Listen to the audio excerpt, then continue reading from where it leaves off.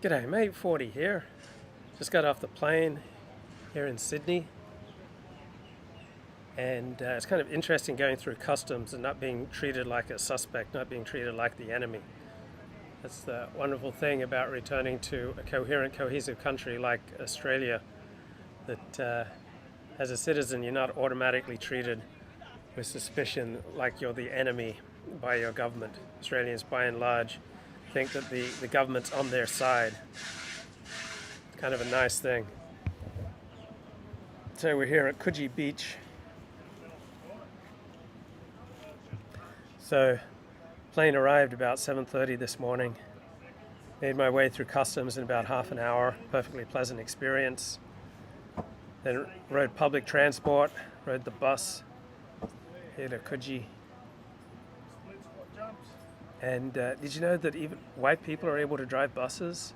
From my experience in America, I thought only black, brown, and Asian people were able to drive buses, but apparently even white people are capable of driving a bus here in Australia, and they're capable of working for the government and working in customs. Welcome to Coogee, mate. What a beautiful suburb here on Sydney's eastern shores. So after I got settled, put my stuff away, had 2 protein bars, got down to the beach, just needed to unwind and read the New York Times. Just makes me feel relaxed. What am I doing back in Australia? Mate, I like to spend my winters back in Sydney with all the posh people, right? Some posh people like to spend their winters in Palm Springs, but I just like to spend my winters in Sydney. So I'd like to get over here for 2 or 3 months every year. Share the gospel of ethical monotheism. Do some outreach. Be an emissary for the Rebbe. It's a tough life, but someone's got to live it. Stochastic terrorism. Have you heard about stochastic terrorism before? Like, I just heard about it in the past week. I mean, Tucker was making fun of it. Tucker Carlson was making fun of it. And then on the front page of the New York Times had a columnist, the big article on stochastic terrorism. So did you know that the attack on Paul Pelosi is reviving a conversation? You can't work remotely? Yes, I can work remotely. I have internet access, right? I can teach Alexander Technique remotely. I can write, I can edit, I can research for people. Perfectly capable of working remotely down under. And if the worst comes to the worst, I'll end up in my brother's nursery, logging bags of concrete around. Nothing like moving a couple of tons of concrete to get the blood flowing. So stochastic terrorism, that is terrorism by random disturbed individuals, but who are being activated or set off or stimulated by demonic language. All right. So apparently, even though both sides can demonize the other, it's overwhelmingly something that Republicans do to Democrats. Can I express my vulnerabilities as adroitly over there? No, it's much more repression here in Australia. All right? It's much less of a me first, let me be open with my emotions, much more repression. So yeah, Australia is being changed by its immigrant population, but Australia is simultaneously changing its immigrant population, making them more waspy, or white Anglo-Saxon Protestant, a little more reserved. So as I get off the bus, or get off the plane, go through the airport, get on the bus, ride public transport, look at people walking down the street, I don't see the vivid emotional display that I see more often in America. So Australians tend to be a little more muted in their emotions. So still kind of a less enthusiastic society than America. Less about being open with your emotions, but very into physical fitness. So about 11 a.m. here on a Friday. So stochastic terrorism. The New York Times says that this is primarily a result of Republican rhetoric demonizing their opponents. Republicans are much more likely to demonize their opponents than Democrats. Well, as Republicans are much more likely to believe in demons, as Republicans are much more likely to believe in the supernatural, as Republicans are much more likely to believe in the transcendent, to believe in God, to believe in religion, then yeah, I think they're more likely to use demonic language, right? A Republican is more likely to be medieval or pre-modern. So liberals are very modern. They believe in the strategic, autonomous, rational, buffered self. And people who are not liberal are much more likely to hold traditional views where ourselves are porous, we're affected by what's going on around us, where what you're doing is going to affect me, where we're much more skeptical of human nature. We don't believe that people are just inherently oriented towards the good and the right.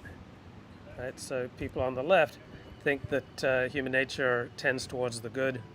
People on the right tend to have much more skeptical views of human nature. And we're much more skeptical of the power of human reason on the right. We think that people are going to misuse their reason to do the things that they want to do, and then they're simply going to justify it using fancy rhetoric and fancy rational arguments. Right? We often use rational arguments to make the case for doing what we just emotionally feel driven to do.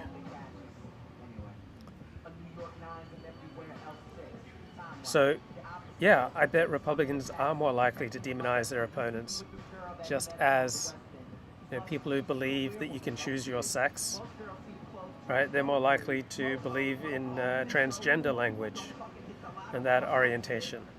So yeah, your worldview is going to affect the language that you use.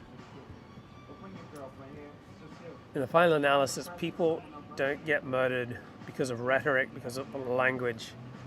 People get murdered because of conflicts of interest, right? Group conflicts of interest are what drive group conflicts that turn deadly. So, great news, guys. Checking out the New York Times today. Says that Republicans are trying to stoke fear over crime, while the data is mixed. So according to the New York Times, people have this vastly exaggerated fear of increases in crime. And the data just don't support it.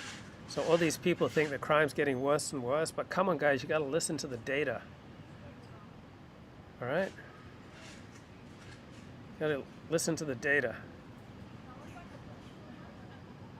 And the New York Times will give you the data. It's like, yeah, that murder rates are up 40% since May of 2020, but heck, that's just because of COVID, right?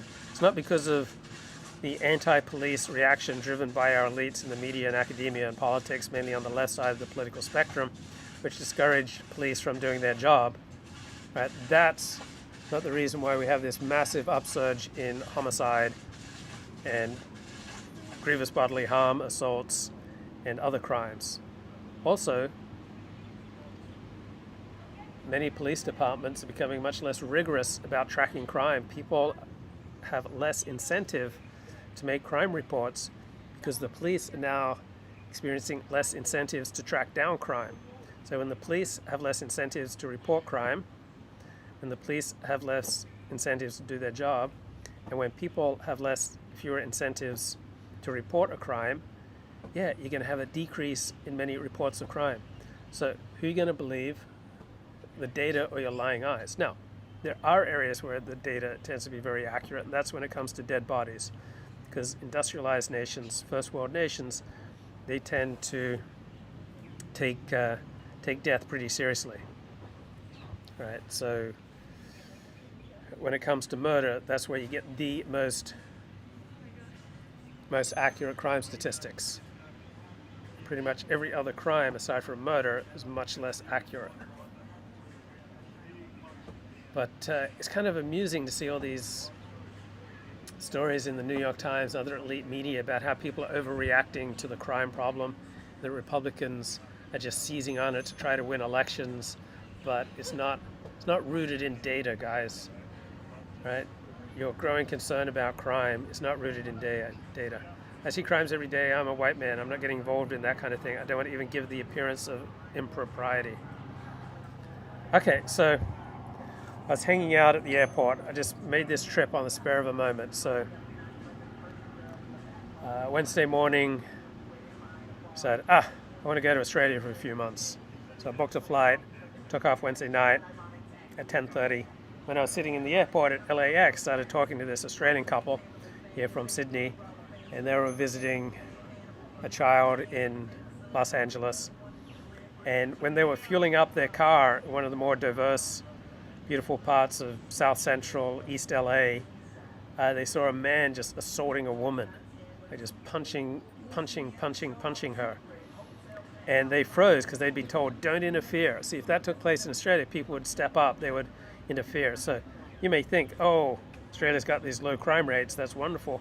But it comes with tremendous amounts of repression, right? It comes with people getting much more involved, comes with higher social trust, higher social cohesion, but then people make more demands on each other. So you start building a woman here in Australia, then people will talk to you about it. Right? People will say, no, you can't do that.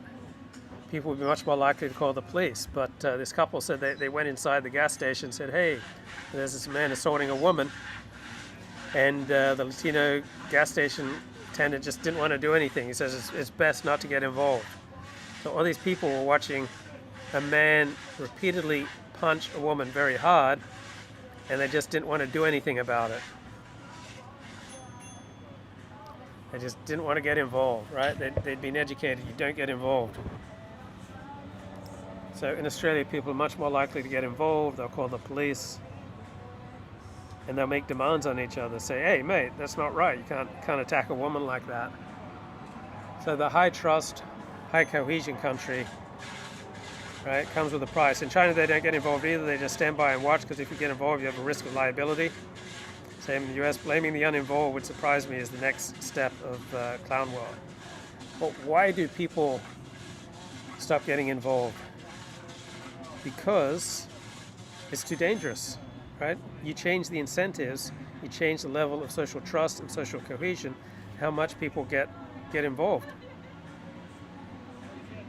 So we can decide our crime rates, we can decide our wage rates by limiting immigration and by how much we lock up people who do horrible things.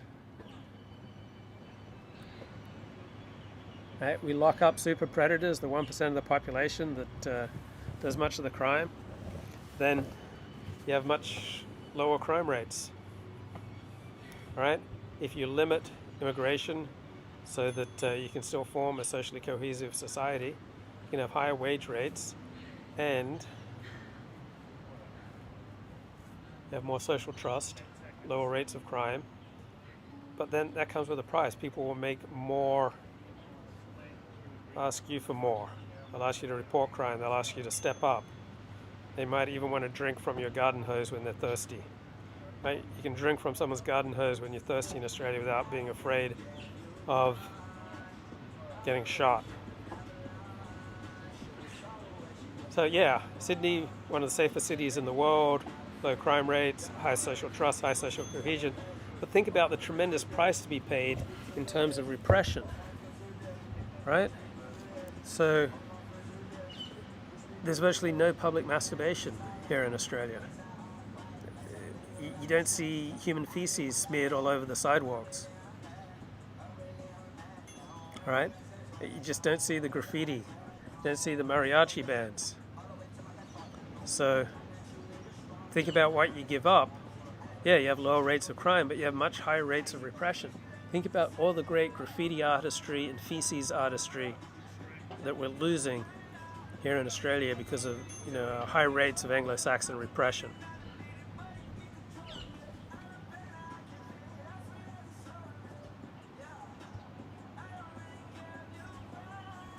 And also, people are a little more restrained here in Australia.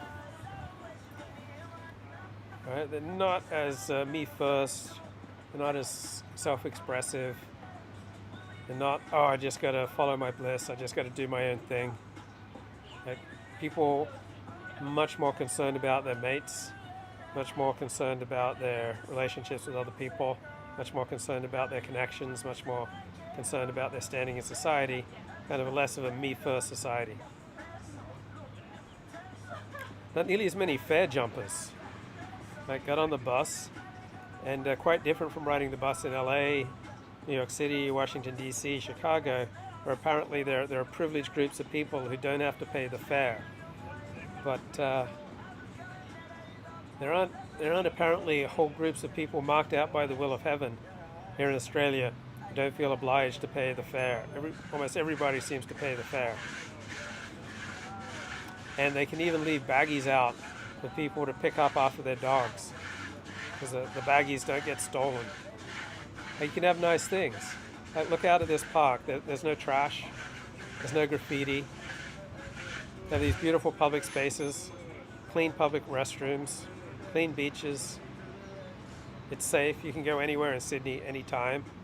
You don't have to fear for your life. But it comes with a price of repression.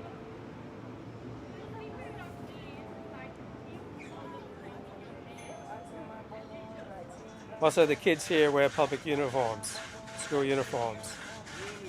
So I think that discipline also creates social cohesion. Like, if you just march with people,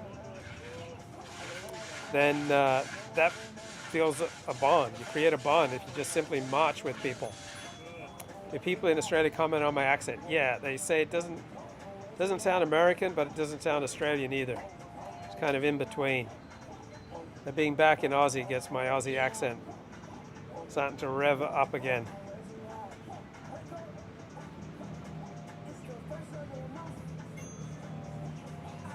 So there aren't bad parts of town in Sydney. Right, so in Los Angeles there are bad parts of town, but there aren't burned out parts of town like the Bronx, or how the Bronx used to be. So in every part of Los Angeles you have nice cities. But you still have some very dangerous areas. Still, comparatively, Los Angeles has low rates of murder compared to Chicago, New York City, Washington D.C., and some other cities. So the New York Times article on crime said it's related to poverty. But there's another variable. There seems to be like one group where the higher the percentage of the population is this one group, then the more likely you are to have violent crime. A far more accurate predictor than poverty. But for some reason the New York Times doesn't want to name the group.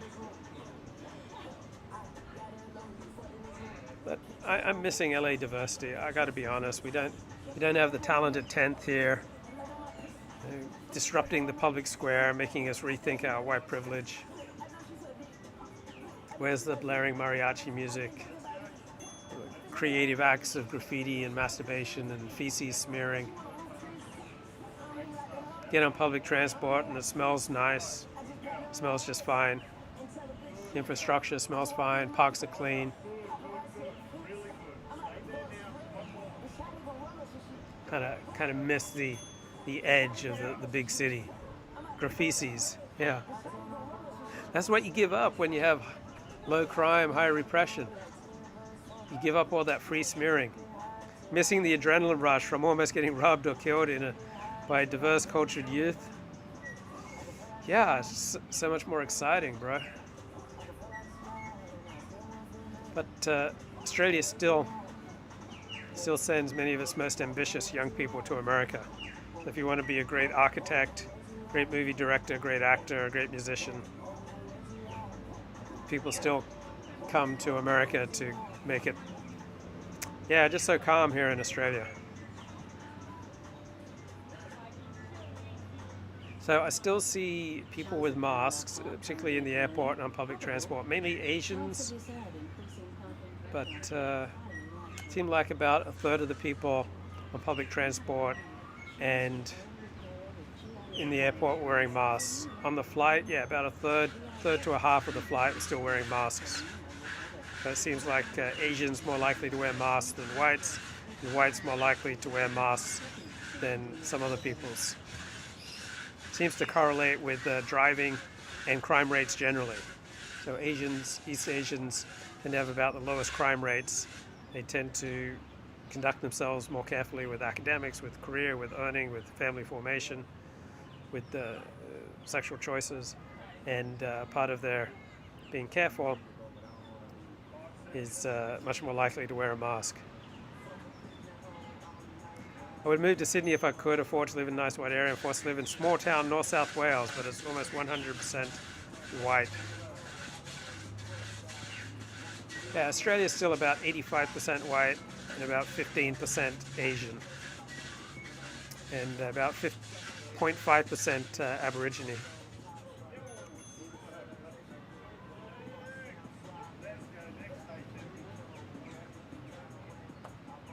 So I'm going to be canceling a lot of my subscriptions, like to YouTube TV, to get NFL Red Zone, Paramount Plus, because they're no good over here. So for KO Sports, I think last time I was here for like $27 a month, I could get all the sports I want. The World Cup is starting up in 2 weeks, so I'm gonna get KO Sports, $27 a month, all the live streaming sports that I want or need. And also many of the best ESPN Plus documentaries are on there as well. Some of their own original docos. So just to the left of me is the beautiful Coogee to Bondi walk. So I'm looking forward to doing that. Just gorgeous walk along the coast, about 5 miles or so.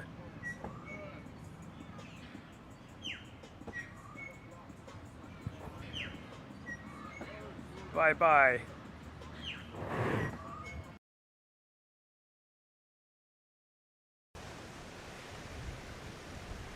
G'day mate, 40 here. Just did 15 hard hours to Sydney. That is a flight, direct flight, 15 hours and 15 minutes is what it was predicted to take. I think we got in 20 minutes early. So the flight back takes only 12 hours because you're going with the wind, but flying from California to Sydney, you're going against the wind. So I paid $184 extra for a direct flight. So it's just 15 hours, man. Are those airline seats getting smaller or what? Now, I flew Delta, good experience. The stewards are very nice, stewardesses were very nice. Like, they handed out food 3 different times. I only had some yogurt and fruit for brekkie, so I skipped out on the other 2 meals. But I didn't want to drink much, right? Because I was in the window seat, and there's a very nice married couple next to me from Colorado, out visiting a child here in Sydney. But I didn't want to have to ask them to get up and move. Like, I couldn't scoot by, right? It was so cramped that they had to get up and move if I wanted to go to the loo. And so for a 15-hour flight, I limited myself to 2 glasses of water. All right, so I just felt bad, like making them move. 15. That's not an easy flight, man. Like the first 2-3 hours, I was going kind of stir crazy. Like, you got a cramped seat. Like, the flight took off at like 10:40 p.m. Plane is absolutely full. So the last time I flew to Australia, like, you could just stretch out, right? The plane, Fiji Airlines, it was only about 20% full, just when Australia first started relaxing its COVID restrictions so that Australian citizens could fly back to the country.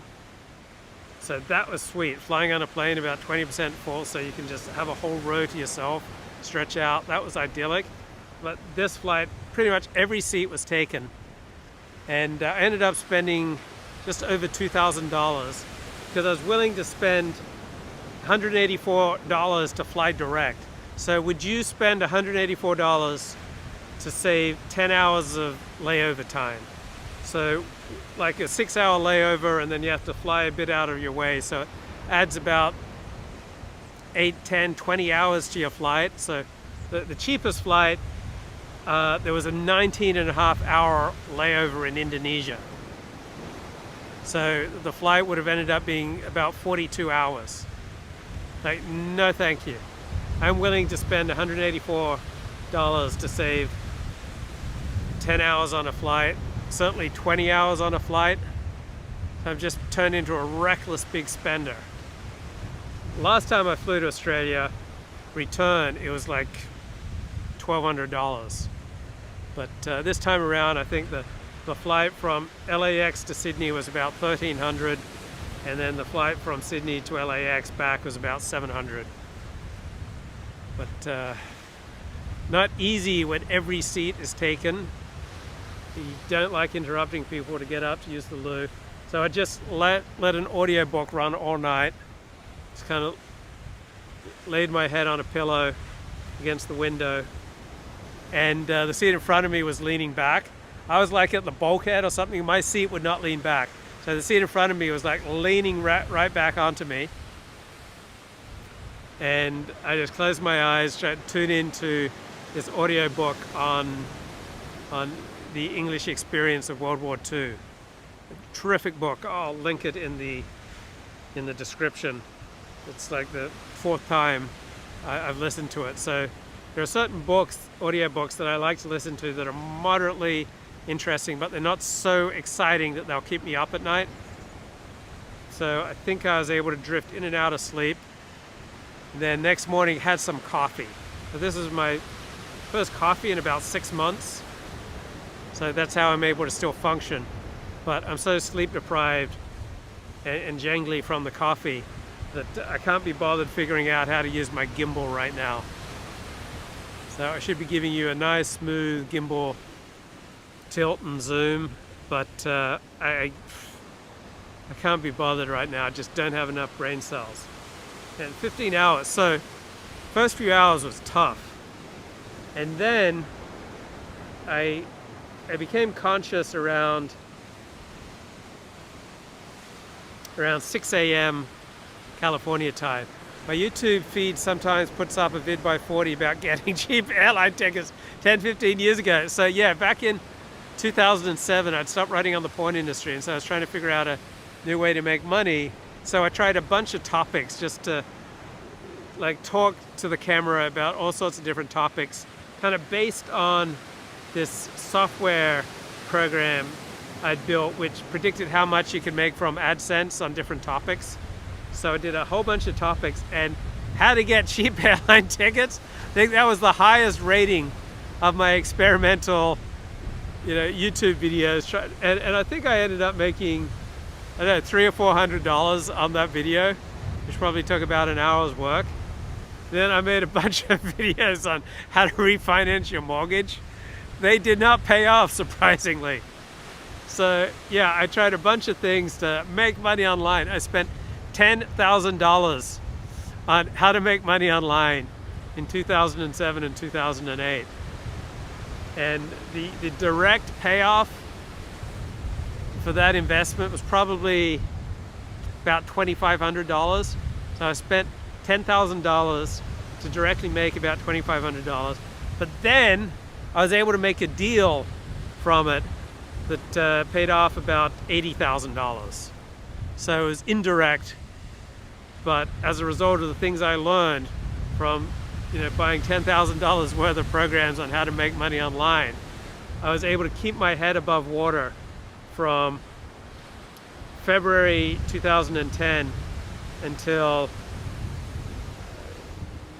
April of 2012, when I started earning decent money again. But I remember I had a girlfriend in February of 2010, and she went off for a weekend, and I went off to Limoud, LA that weekend. And I love Limoud, LA. A bunch of Jews, like 400 Jews, gather at Orange County Hilton, and we all stay inside for 4 days, long weekend, just listening to Torah talks and having meals. No one ventures into the great outdoors. Very Jewish event. And when she calls me after the event, I wasn't able to hear her end of the phone call. There was something off with her phone. And then the next morning she says, I don't want to date you anymore. So I was pretty sad about that. But that same weekend, I got an email about this great offer to make some substantial coin that kept me afloat from 2010 to 2012. And I wouldn't have gotten that offer if it wasn't from the things I learned in those $10,000 worth of how to make money online programs. But anyway, 15-hour flight to Sydney. Once I'd hit the halfway point, like once I realized I'm more than halfway through this, much easier to get through it. Got through the last 2 hours by watching the latest Downton Abbey movie. It's just a very pleasant movie to watch. Not too taxing. Now, the lovely couple next to me, they were watching the latest Top Gun movie, which is not really a movie built for enjoying on an airplane. It's really something you want to see on a big screen. They also watched the Elvis movie, and again, not really something built for the small screen, built for a bigger screen. But Downton Abbey movie was just amusing and pleasant, and just perfect for getting me through the last 2 hours of this hellacious flight. And it really helped having very pleasant, erudite, friendly, nice couple. It was his first time out of the United States. Kind of incredible. What 60% of the United States population does not have a passport? There's something like two-thirds of Americans have not traveled outside of North America. So this was his first time. Just very pleasant listening to the lady with her somewhat watered down South African accent. And charming accent to listen to. And just lovely couple, just really made the journey much smoother. So can you imagine what it'd be like to be stuck on a plane with people that you don't really care for? But of course I was going to be on a plane filled with Aussies because we were going to Sydney, mate.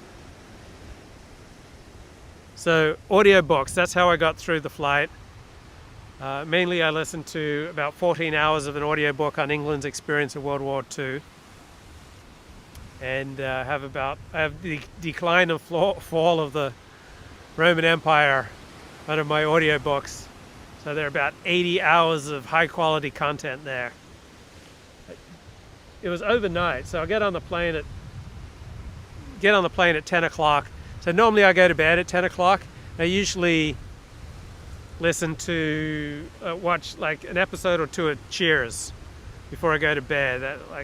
Listening to that kind of comedy takes the edge off and gets me ready to chill out. If I don't listen to that comedy before I go to bed, then I just get way too easy to get hyperactive, and my mind starts going, and I'm not able to, calmly drift off into sleep. So I brought my CPAP with me to Australia.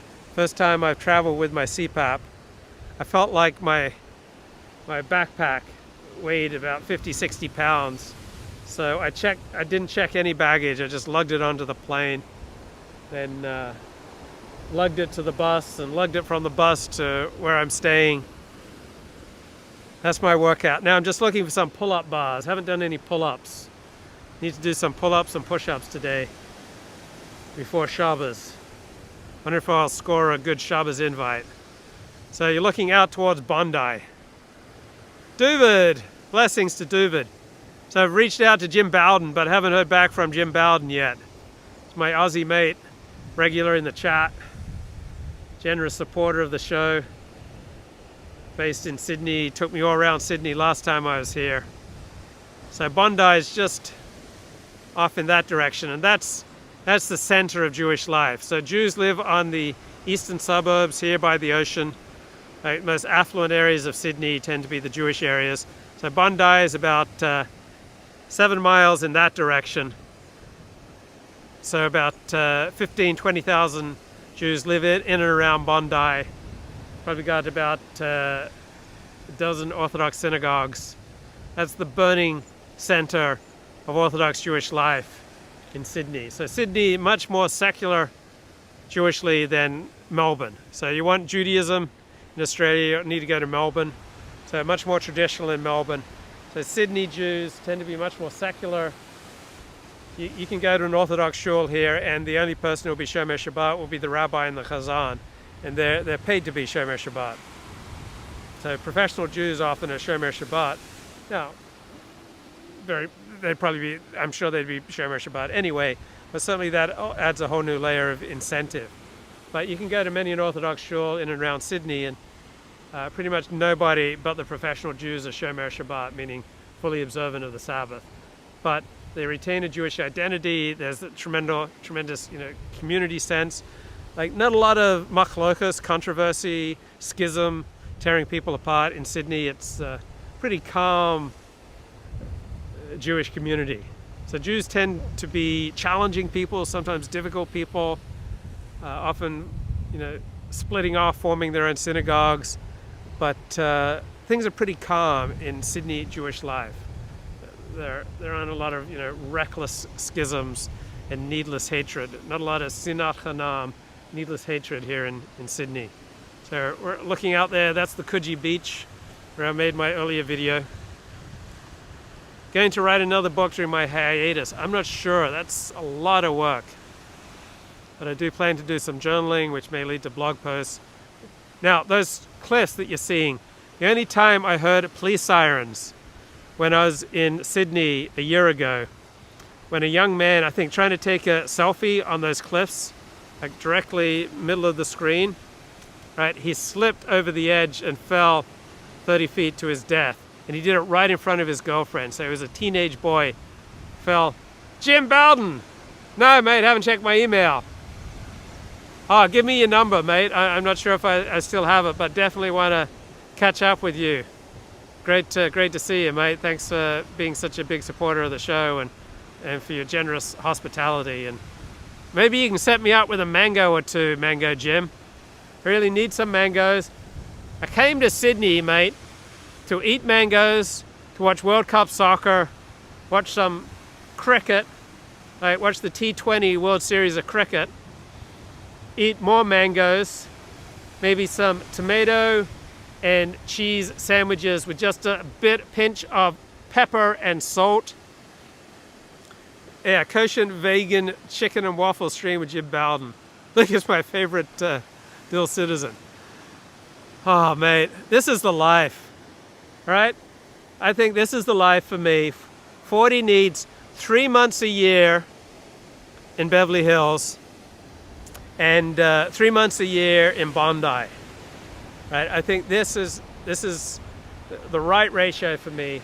Let me spend my winters in Bondi, Sydney, Coogee, and let me spend 9 months a year in Beverly Hills.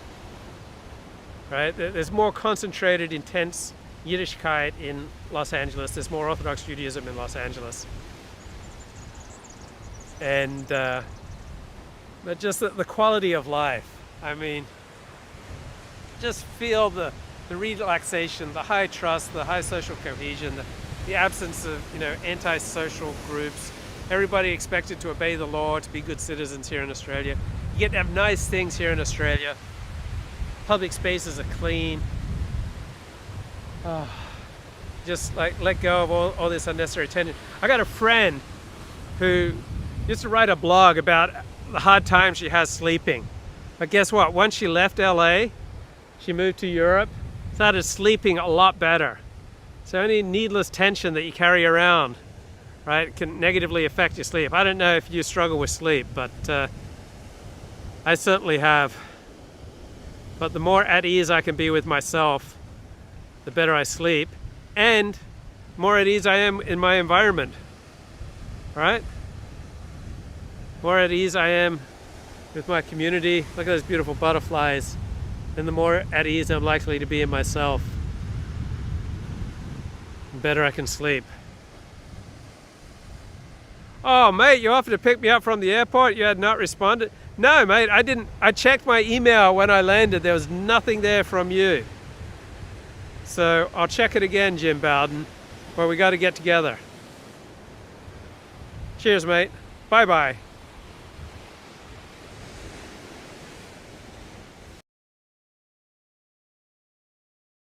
This area is environmentally sensitive and contains some rare coastal plant species. Your assistance in preserving these plants by keeping to the defined access way is appreciated.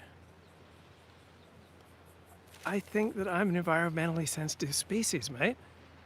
I think I'm one of these rare coastal plant species. Right? So you're not going to be able to preserve these environmentally sensitive species unless people behave themselves, right? They can't go off the reservation. Like, how are you going to preserve environmentally sensitive species if people just start acting out? It requires a high trust, highly cohesive society if you're going to protect environmentally sensitive species. We've got rare species all around us, and the only way we're going to be able to protect them is if we have the privilege of living in a high trust, high cohesion society, right? So there are all these instructions. Survival on the coast. What does it take, guys, to survive on the coast? Right? Plants growing along coastal cliffs endure extremely harsh conditions. Do we really want to create a world where only the hardiest survive? Or do we want to create a world where even the sensitive can survive? Right? And to do that, we'd have to band together. I mean, the alternative is just wind pruning. Right? We can have strong salt-laden winds from the sea bend trees and shrubs, just flattening everything in their path. Right? Do you really want to live in a society of extremely harsh conditions where only the hardiest survive? Where people perch on rock shelves in shallow, dry, sandy soils, waterlogged swamps, soils, baked by the sun, blasted by salt-laden onshore winds? Or do we want to create a world where even the environmentally sensitive can survive and share their live streams with us, their beautiful, sensitive insights, right? I want to live in a world where the environmentally sensitive can survive. Right? Why should it just be the survival of the hardiest, the nastiest, the cruelest, the most selfish?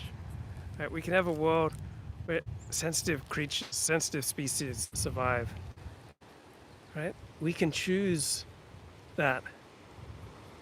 We can choose to create a society where there aren't bad parts of town. We can choose to create a society where we lock up super predators, right? Where we lock up people who try to devastate environmentally sensitive and rare species. So let's lock up the bad guys. Let's create a space for the environmentally sensitive like me, right? Where we can thrive.